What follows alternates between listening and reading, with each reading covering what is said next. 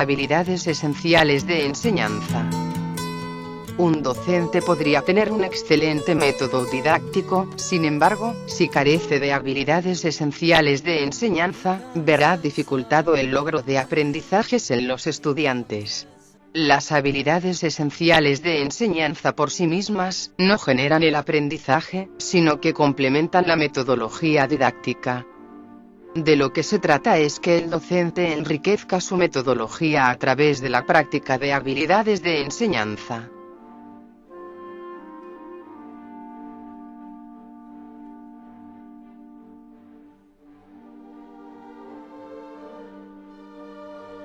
En el presente video nos proponemos lo siguiente. 1. Diferenciar entre habilidades docentes y métodos didácticos. 2. Ejemplificar algunas habilidades docentes. ¿Qué es el método didáctico?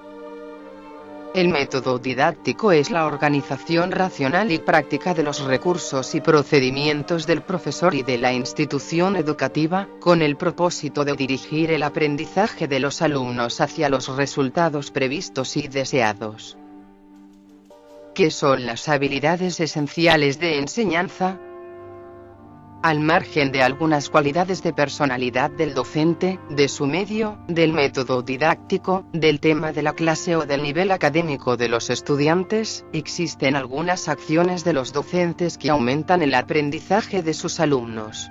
A estas acciones se les conoce como habilidades esenciales de enseñanza. Estas comprenden actitudes, habilidades y estrategias necesarias para crear un clima favorable de aprendizaje. ¿Qué diferencia existe entre las habilidades esenciales de enseñanza y los métodos didácticos? Mientras el método didáctico implica una secuencia de pasos ordenados desde el principio al fin de la clase, las habilidades esenciales de enseñanza son acciones específicas que favorecen el aprendizaje durante el desarrollo de la clase.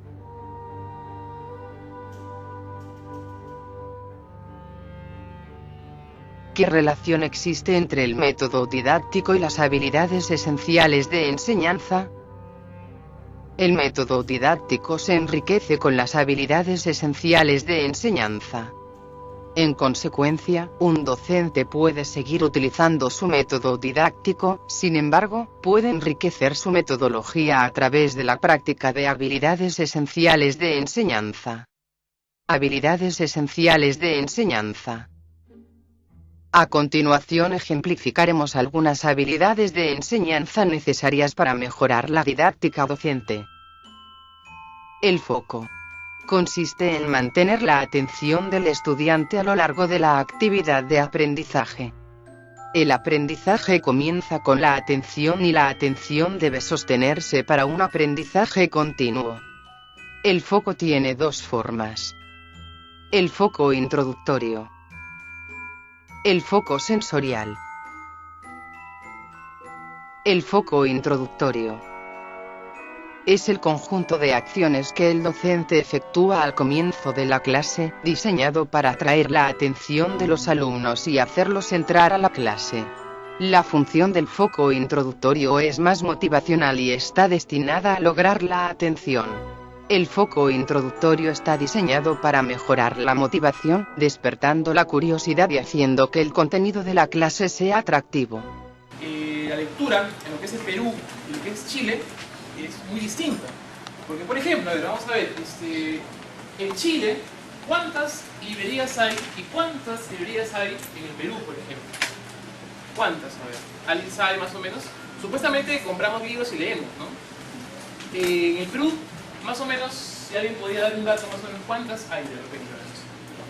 En Chile hay 400.000, ¿no?, personas por una librería. O sea, hay una librería por cada 400.000 personas. Bastante, ¿sí? Una librería para cada 400.000 chilenos. En el Perú, ¿cuántas librerías habrá? Una librería por ¿cuántos peruanos habrá? 400.000, 500.000, 1 millón. ¿Cuántos? En el Perú lo que hay justamente es 1.400.000 librerías, ¿no? O sea, una librería para cada 1.400.000 peruanos. Una bebida para cada 1.400.000 peruanos. O sea que realmente la diferencia es de 1 millón. Por ejemplo, una familia promedio en el Perú gasta 800 soles mensuales en cerveza. Una familia promedio gasta 800 soles mensuales en cerveza. Pero no gasta ni un sol en libros. Promedio, no digo que todas, ojo, no digo que todas, promedio. El foco sensorial. El foco sensorial es el empleo de estímulos objeto concretos, figuras, modelos, materiales expuestos en retroproyector e incluso información escrita en el pizarrón para mantener la atención. Cuanto más concretos y atractivos sean los materiales, mejor servirán como formas de foco sensorial.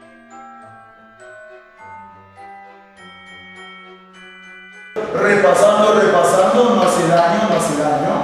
Además recuerden que muchos temas de química que ya has llevado en colegio, estamos recordando.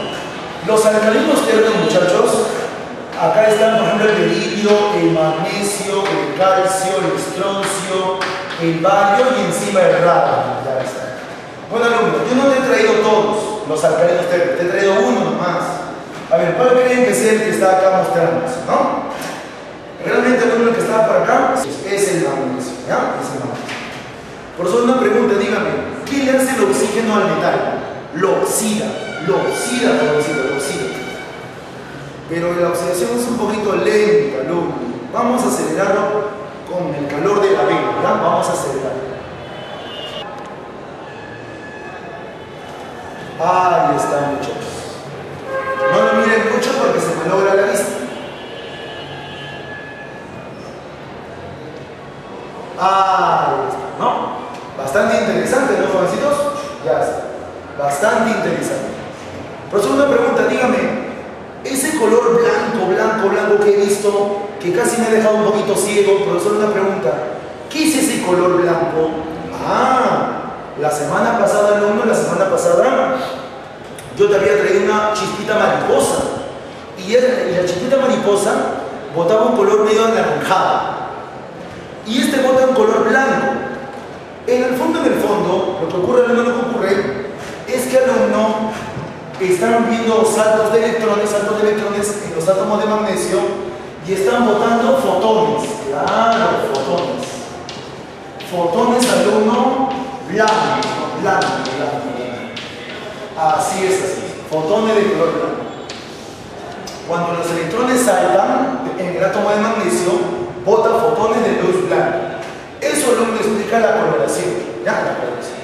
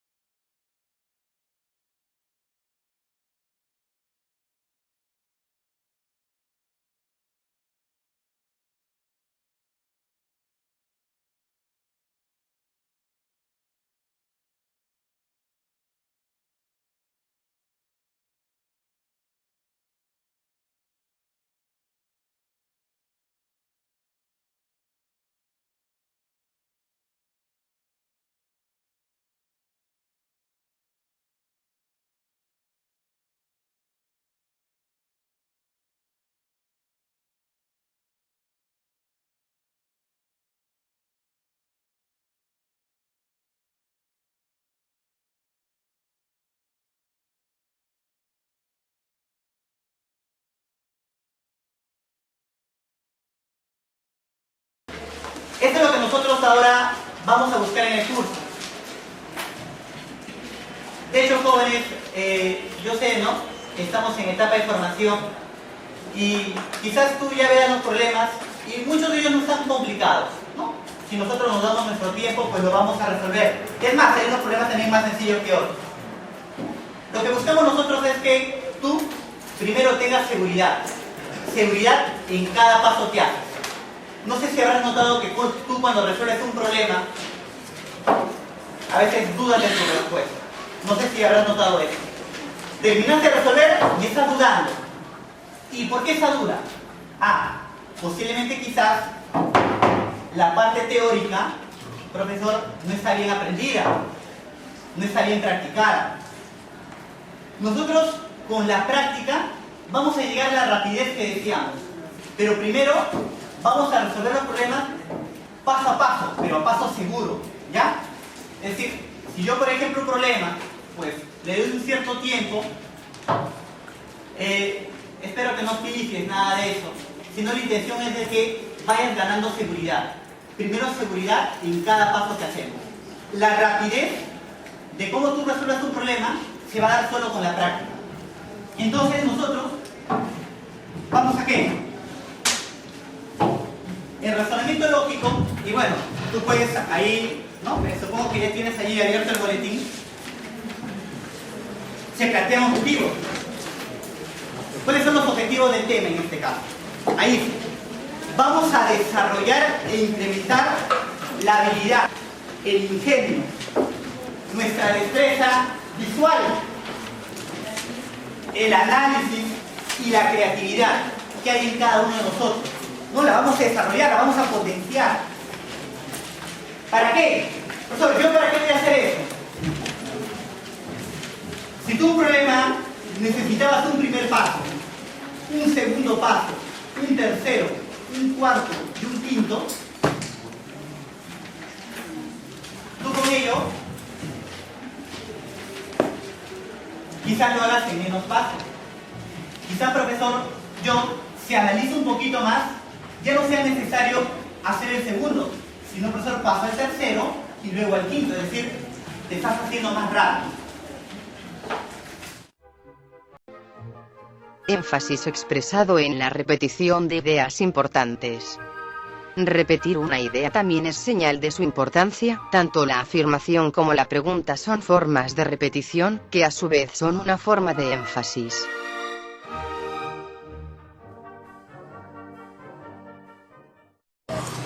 Esto que viene de campos filosóficos nos lleva a hablar de las concepciones del mundo, ¿ya? ¿Y cuáles son esas concepciones del mundo? Las concepciones del mundo. Primero, vamos a hablar qué es una concepción del mundo. Como más o menos indica su nombre, concepción del mundo, o sea, cómo el hombre concibe el mundo, cómo el hombre ve la realidad, cómo el hombre entiende la realidad. Esa es una concepción del mundo. A ver, ¿qué significa tener una concepción de la misma? Vamos a anotarlo así. Primero, concibe la realidad de forma, no se acuerdan, ¿no? De forma es estática, sin movimiento, sin transformación. En cambio, el que tiene una concepción científica o materialista dialéctico, concibe la realidad como concibe la realidad, eso es, de forma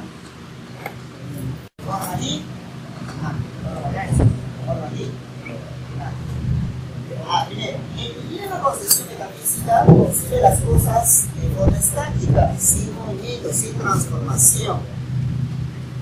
Ejemplo de un jovencito metafísico. Es aquel jovencito que se da cuenta, ¿no? Que supone que en la secundaria es un mal estudiante. Y en razón así, ¿no? Yo soy un mal estudiante siempre, ¿no? Siempre fui mal. Pero aunque estoy en la academia, seguiré siendo un mal estudiante. Yo no nací para ser bueno, cosas así, ¿no? Piensa que la cosa no varía. Piensa que la cosa no se quiere modificar. O cuántas personas han oído decir esto, ¿no? Mira, hablar de los pobres ricos es un problema ya viejo, ya. Es más, mira, si no te das cuenta, dice, ¿no? Siempre ha habido pobres. Y en cualquier parte del mundo hay pobres. Esa diferencia siempre existirá, siempre ha sido así, es así, siempre seguirá siendo así, eso no va a cambiar. Es una cuestión. En cambio, la concepción científica ya es distinta, concibe las cosas de forma dinámica, en movimiento de transformación. Y basta que tener algunos conocimientos elementales, ¿no? Te das cuenta que hubo una época en la historia en la que no necesariamente existía ¿qué cosa? Clases sociales, pobres, ricos. Entonces, si bien es cierto, hoy en día vivimos en una situación en la que hay clases sociales, pero esta situación se puede modificar, se puede variar. Tú puedes repetir ese cambio. claro, cumpliendo tu función, tu papel, primero como estudiante, ¿verdad? Claro, estudia como debe ser, estudia todas las ciencias, es muy importante. Otra característica, ¿no? Vamos a ver. Dice, consigue las cosas de qué forma.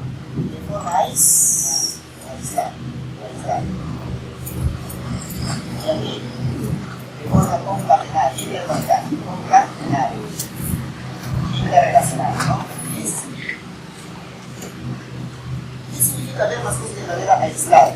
Significa pensar pues que hay hechos que ocurren en el mundo que nada tienen que ver con otros hechos, que no hay ninguna relación. En ejemplo, digo con el ciclo metafísico. O una serie metafísica, suponte, ¿no?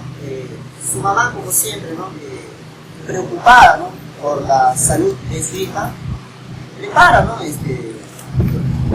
Alguna comida que sea muy nutritiva, ¿no? Bienestas, ¿no? Pero la señorita dice como que está con eso de la enajenación, la alienación. Llega a casa y dice, no, no quiere comer, ¿no? Porque le cae pesado, no, me va a engordar, dice. Pero a veces la mamá insiste, ¿verdad? Insiste, mira, tienes que comer, tú estás estudiando, gastas mucha energía, tienes que alimentarte, dice. Pero esta señorita, ¿cómo será de metafísica? Y dice, ¿no? Pero mamá, hay última instancia en este problema, ¿qué es mi problema? Si me enfermo es mi problema, ¿qué me importa en última instancia? Metafísica. Pero ¿qué pasa si esta señorita se enferma? ¿Tú crees que es un problema nada más? No, jovencito, va a afectar aquí la economía de la familia, ¿sí o no? Suponte papá y mamá no tienen un ahorro, va a tener que pedir prestado al tío, a la tía, o ir al banco, algo tiene que hacer, si no la señorita se va a morir. O simplemente para comprar medicinas. Entonces, eso significa que la cosa está interconectada, no solamente es un problema. Bueno, es lo que se distrae en clases, yo me distraigo y además, no me importa, ¿no? A ti le afecta. Ella entiende que a la hora de conversar ya está repercutiendo en la concentración del amigo, o del grupito que está ahí ya. Las cosas están concatenadas. Por eso, la crisis mundial, ¿solamente es de Estados Unidos o tiene repercusiones? Tiene repercusiones. Tiempo de espera. Consiste en darle tiempo para que el alumno pueda pensar antes de dar una respuesta. Este periodo de silencio, tanto antes como después de la respuesta del alumno, se llama tiempo de espera, y la investigación indica que en la mayoría de las clases es demasiado breve, generalmente de menos de un segundo. Tiempo de espera implica dar tiempo para pensar. Tiene los siguientes beneficios. Hay al menos 3 beneficios en esta práctica. Mejora la distribución equitativa y las respuestas de las minorías culturales aumentan cuando los docentes se vuelven más sensibles a las necesidades de los alumnos. Los alumnos dan respuestas más largas y mejores. La participación voluntaria aumenta y pocos alumnos fallan al responder. En general, el aumento del tiempo de espera reduce la ansiedad del alumno en lugar de aumentarla, porque se establece un clima de apoyo. Se espera que todos los alumnos participen, se les da tiempo para pensar sus respuestas y ellos saben que el docente los ayudará si no pueden responder. La sociedad china, como dice su compañero, ha aportado algunas cosas. Por ejemplo, ¿qué cosas utilizamos actualmente a aporte de los chinos? La imprenta, dice su compañera. ¿Qué más? Papel.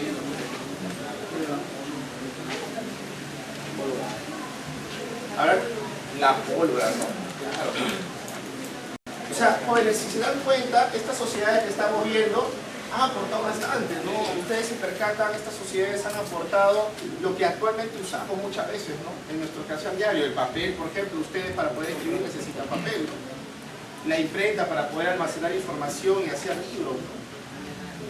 También los fuegos artificiales, ¿no? Ellos lo veían como una especie de ritual, ¿no? Señorita, sí, tiene la palabra. Profesor, yo estaba investigando y ahí decía que las pastas son de los chinos, que muchos lo atribuyen al arte culinario de Italia, pero no sé si es de China. Sí, efectivamente, las pastas son de origen chino. Después, ya con la migración que hay de estos elementos hacia Europa, producto de las rutas comerciales, y se traslada a otros países, ¿no? Hoy en día la gente piensa que las pastas o los fideos son originarios de repente por ahí de Europa, de Italia, pero no, los chinos ya fabricaban fideo de arroz, fideo de harina de arroz, efectivamente. Bueno, y también, jóvenes, recordando, ¿no?, lo que hicimos en la clase pasada, también hay dos ideologías que difunden, ¿no?, en este caso a nivel mundial, los chinos, por ejemplo, ¿no? Los chinos tienen dos ideologías que son diferentes al caso de lo que es, en este caso, nuestra concepción del mundo, ¿no? ¿Cuáles son esas dos ideologías? El confucianismo y el taoísmo, ¿no? Y ese confucianismo y taoísmo son principios, uno filosófico como es el confucianismo, ¿no?, y el otro es un principio más naturalista como es el taoísmo, ¿no?, fundado por ¿quién fue fundado?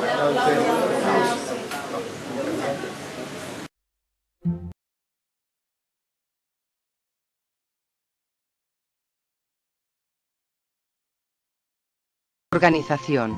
Consiste en aprovechar el tiempo asignado para el desarrollo de las clases. Los alumnos aprenden más de un docente organizado que de un docente menos organizado. Una organización efectiva se caracteriza por lo siguiente: comienzo a tiempo, materiales preparados de antemano, rutinas establecidas. Nos permiten maximizar el tiempo para enseñar, comenzar las clases pronto, tener el material preparado de antemano, hacer actividades de calentamiento al comienzo de las clases y tener a los alumnos entrenados para realizar tareas de rutina sin que se les pida, ayuda a los docentes a usar bien el tiempo. Debe enfatizarse que el orden en el aula no significa que el docente exponga para alumnos pasivos. Orden significa que los alumnos pasen tanto tiempo como sea posible concentrados en aprender. No significa que se sienten callados mientras un docente habla. La organización de la clase contribuye en la motivación de los estudiantes.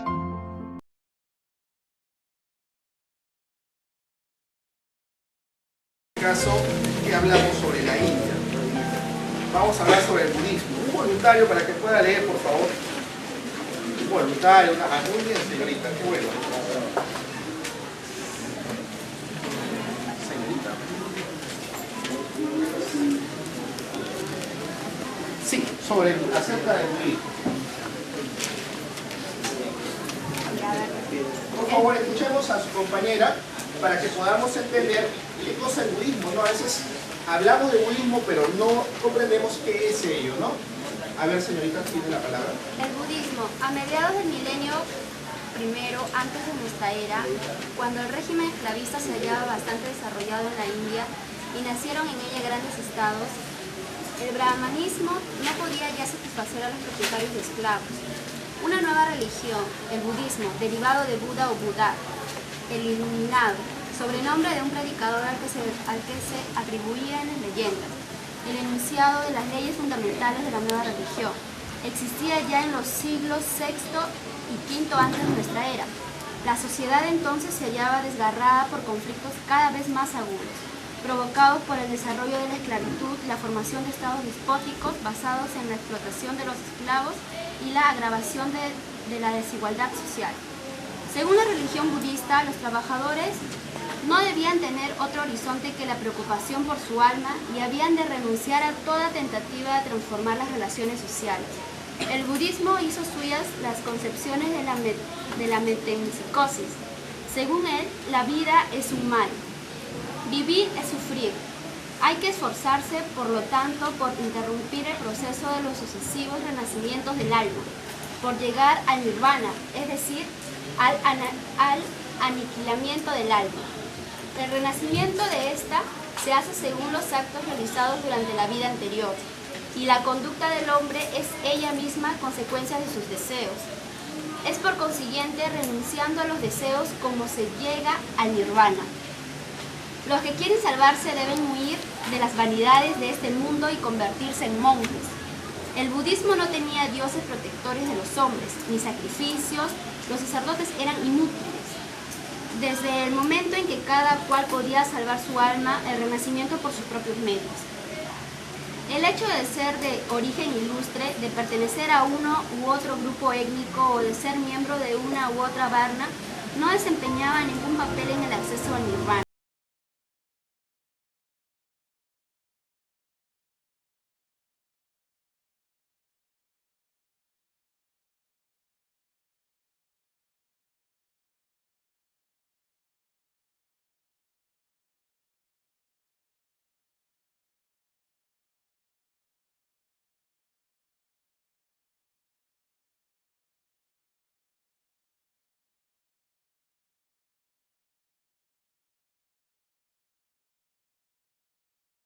Se acordarán que, por ejemplo, habíamos visto al dios Brahma, ¿no?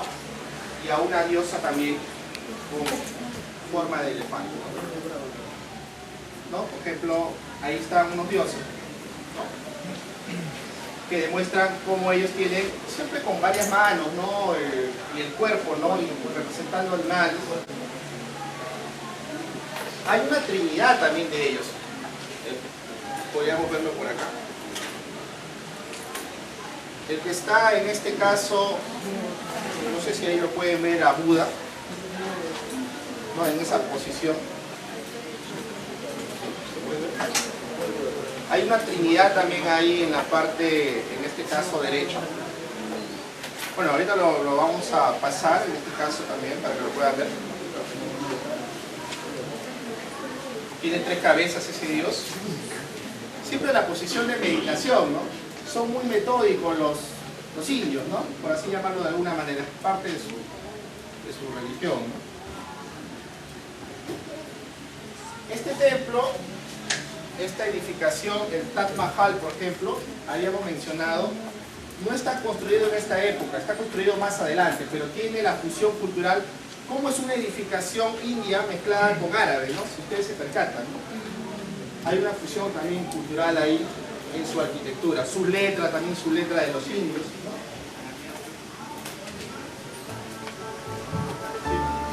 Como la vez pasada también, jóvenes, vamos a trasladarlo a los jóvenes para que lo puedan apreciar. Pueden verlo por ahí en las láminas.